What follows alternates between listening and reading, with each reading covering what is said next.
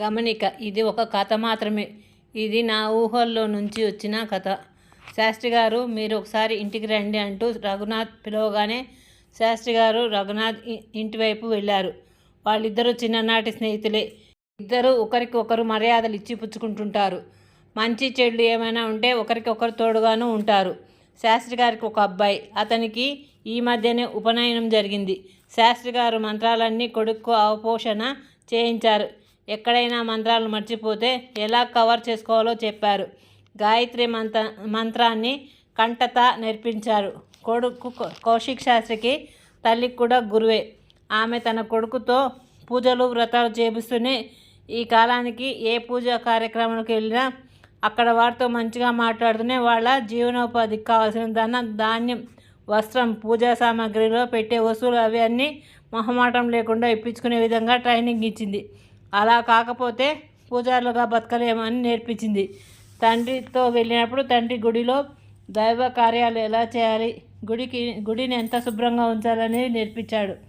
తన వల్ల కాకపోతే స్వామివారి గర్భగుడిని కౌశిక్ శాస్త్రి మాత్రమే శుభ్రం చేసేటట్లు, గుడి సంప్రదాయాలు పూర్వం నుంచి ఎలా ఉంటే అలా మాత్రమే పాటించాలని శాస్త్రిగారి కొడుకుకి నేర్పించారు. ప్రతిదీ పూర్వం నుండి వచ్చిన సంప్రదాయం ప్రకారం మాత్రమే చేస్తుండాలని నేర్పించాడు. గుడి శుభ్రత అక్కడ పనివారితో చేయించుకోమని చెప్తూనే నువ్వు వేళలా మాడి ఆచారాలను దృష్టిలో ఉంచుకుని దైవారాధన మనస వాచ కర్మణ త్రికరణ శుద్ధిగా చేయాలని నేర్పిస్తూనే నిత్య జీవితం నీ జీవన విధానం మాత్రం మర్చిపోవద్దు.